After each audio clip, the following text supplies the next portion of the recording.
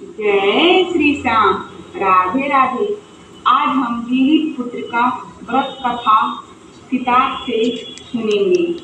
तो आइए हम जानें कि इस व्रत को कब और कैसे किया जाता है। इस व्रत को पुत्रवती स्त्रियां पुत्र की जीवन की रक्षा के उद्देश्य से करती हैं। इस व्रत के करने से उन्हें पुत्र शोक नहीं होता है। इस व्रत का स्त्री समाज में बड़ा महत्व तथा सम्मान है। इस व्रत को स्त्रियां निर्जल रहकर करती हैं।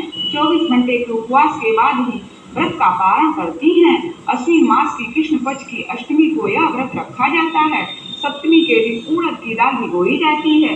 कुछ लोग उसमें गेहूं भी मिला देते हैं। अष्टमी के दिन प्रातः काल व्रती स्त्रियां उनमें से कुछ दाने साबुत ही निगल जाती हैं। इसके बाद न कुछ खाती हैं और न ही कुछ पीती हैं। उस दिन उड़द तथा गेहूं के दान का बड़ा महत्व है। आइए हम व्रत कथा प्रारंभ करें। जिमूत वाहन नामक व्रत कथा। इस व्रत को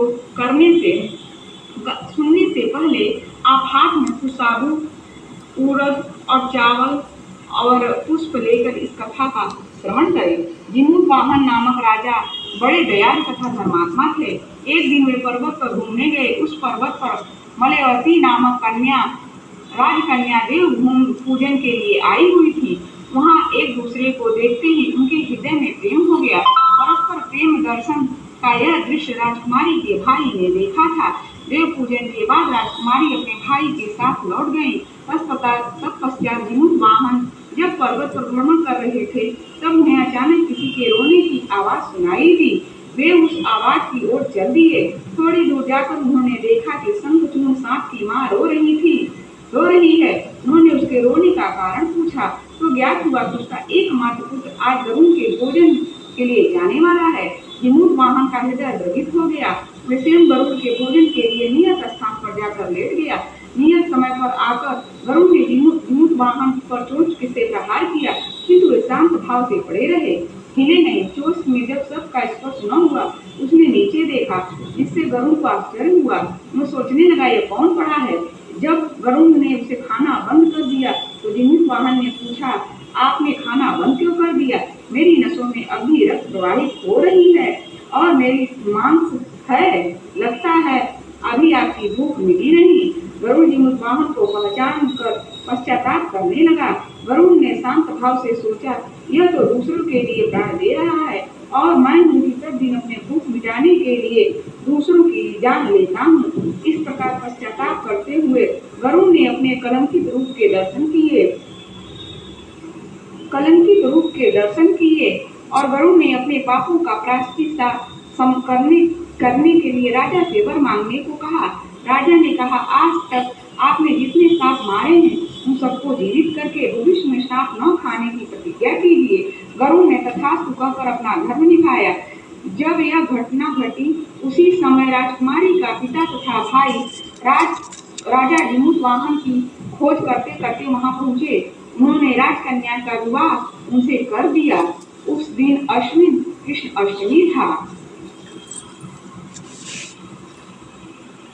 इस प्रकार व्रत समाप्त हुआ। अब जो हाथ में उड़द और चावल लिए थे उसे छोड़ दीजिए और पुनः हाथ में उड़द चावल और पुष्प लेकर दूसरी कथा सुनिए। दूसरी व्रत कथा का आरंभ। महाभारत के युद्ध के पश्चात पांडवों की अनुपस्थिति में कृतवर्मा तथा कृपाचार्य के साथ अश्वत्थामा ने शिविर में प्रवेश करके सैनिकों को मार डाला। अश्वत्थामा ने सोए हुए द्रौपदी पुत्रों को पांडव समझा और उनके सिर काट दिए।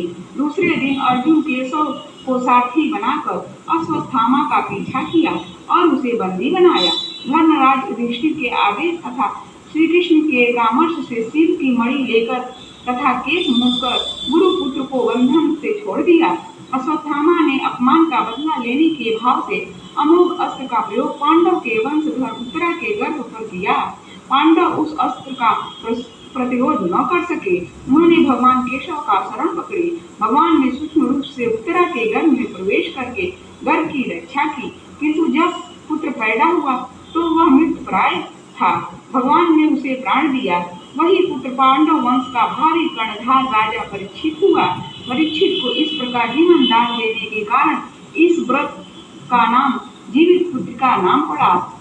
उड़दों को निगलना श्री कृष्ण का सूक्ष्म रूप में उदर प्रवेश माना जाता है। अतः इस दिन भगवान श्री कृष्ण की पूजा की जाती है।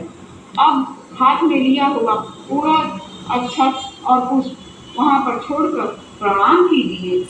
आपकी कथा समाप्त हुई। धन्यवाद।